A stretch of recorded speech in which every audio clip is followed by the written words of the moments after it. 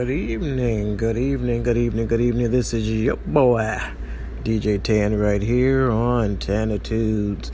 We are located tonight on Spreaker. We will be on every station you can think of. Just click DJ Tan and you can find me there. Tonight I want to talk about perfect conditions.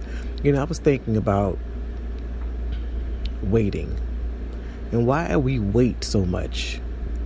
Because if we continue to wait on perfect conditions, and we seem to never get anything done because we're just wait.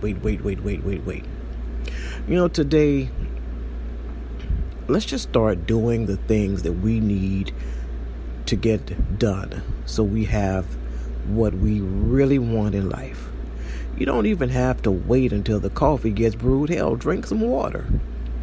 If you're waiting for the right conditions, you will never get anything done.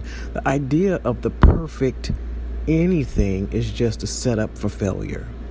That's because it's so hard to come by, or basically perfect doesn't exist. Even if the stars do align and you've got everything going for you, chances are you will still find something in the way and find an excuse. What really delivers results is action. Just do it. Eat the frog, eat the chicken, eat whatever it is. Just go ahead on and do it and get it crossed off the list of things to do. Check mark, done that. What's that all about? Not waiting, but just jumping in and figuring it out as you go along and adjust to your speed when it's necessary. For example, if you just come from a jog in the morning, let's just say, I just started the whole jogging thing, so I'm going to use that. Something I'm trying to work on more is improving the fitness game.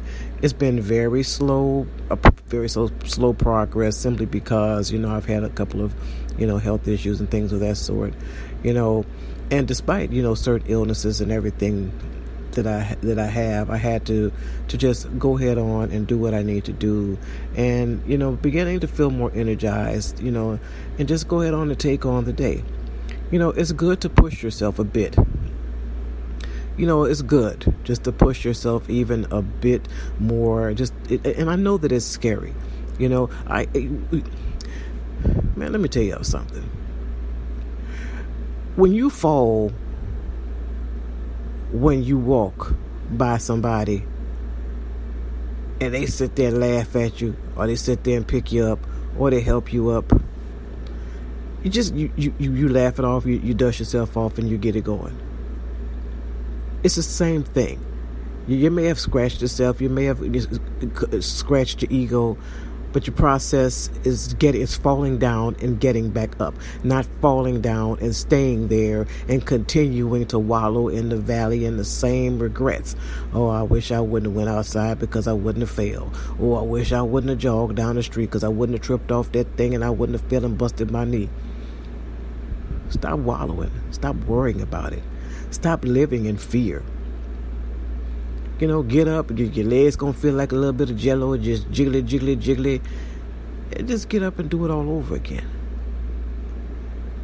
You have to get to a point in your life where you have to start believing in yourself. Because let me tell you something, there's a whole lot of people, you think that people believe in you and they're your cheerleaders and they have your back, and then you wake up one day and you realize you were all by yourself. That song that did, I think her name is Beyonce, she said, me, myself, and I is all I got in the end, is what I found out. Ain't no need to cry.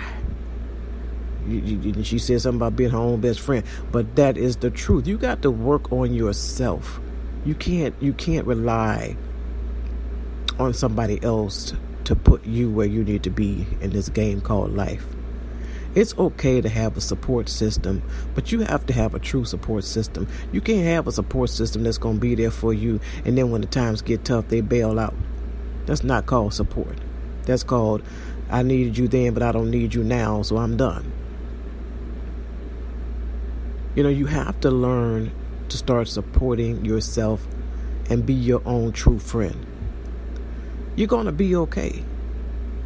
But see, if you keep waiting for the perfect condition to get stronger, or to get better, or to get happy,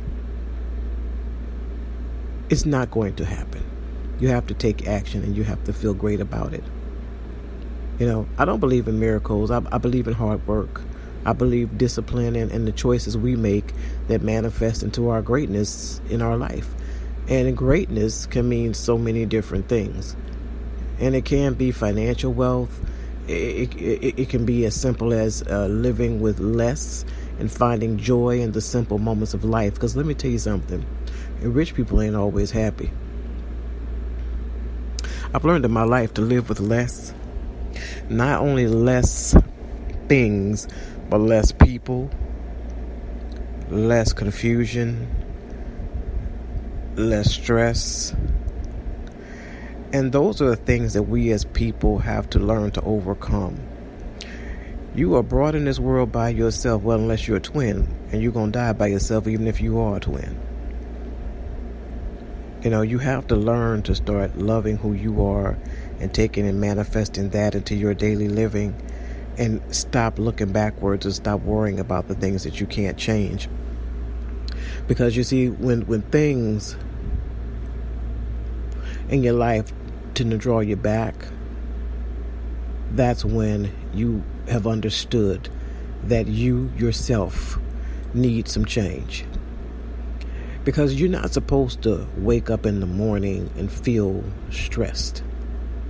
You're supposed to wake up in the morning and feel refreshed. You're supposed to really lean on Jesus.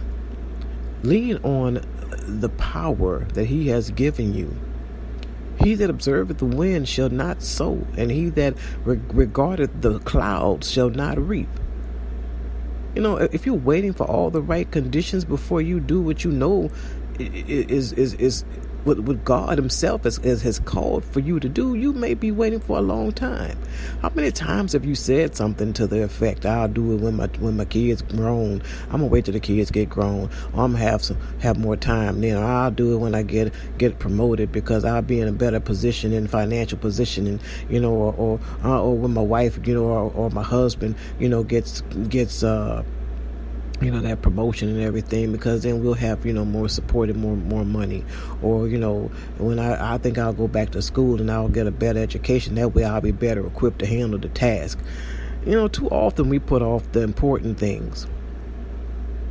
The things of God in our lives, because everything is not just perfect around us. We want things to be just so before we'll make a move. But you have to think about something like this. When God told Joshua that it was time to enter into the promised land, he told him to send the priests out first. The priests were supposed to step in the water of the Jordan River to cross over. Now, what if they had waited for the conditions to be just right? What if their attitude had been, we'll go into the river when God rolls it back, or removes the water, or builds a bridge? That's what we want. That's what we're going to do. We're going to wait for him to build a bridge.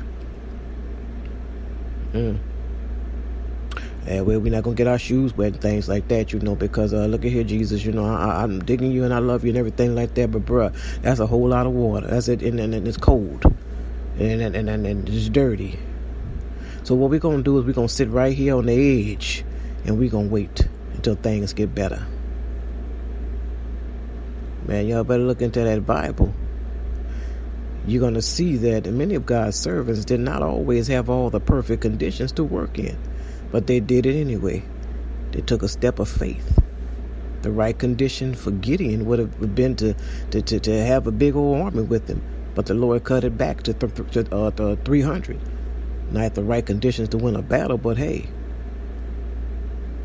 Waiting for the right conditions means that we're simply waiting on the conditions that we have chosen.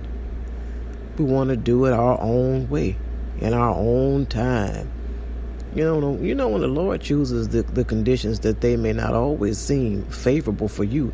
But look at the conditions that Paul went through in order to get the gospel out.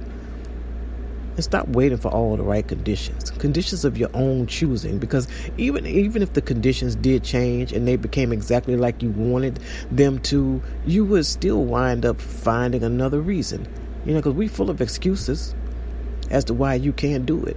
Don't wait for everything to be perfect. Don't wait for things to change, because in both cases it just may not happen. You just have to go for it. You have to just fall in line and do what you need to do. Stop complaining about it. Stop tweeting about it. Stop Instagramming about it. Stop Facebooking about it. Stop calling people about it. Stop texting people about it. Stop all them subliminal messages that ain't nobody reading but clicking a like button. It's just really, really ridiculous. I think that we need to take the time out to just see what was best for us. And in my life, I've learned, as a Christian life coach and as a certified life coach, I've learned that you cannot wait for the storm to pass. Sometimes you have to just jump right in it. Just jump right in it and let things go and let things happen as they will. And trust me, you will have the biggest sight of appreciation and you feel so fulfilled when you just take that leap of faith, walk by faith, live by faith. Stop worrying about dude next door, upstairs, downstairs, around the corner. If they're not for you, they are what? Against you. Y'all better keep that in mind and start moving on and moving forward, and stop worrying about the right time. It's never going to be a right time. Get that out of your head. I love you guys. This is your boy DJ Tan with that Tanitude of the evening. Please like, share, and do all that kind of stuff. And I'm going to see y'all tomorrow. Peace.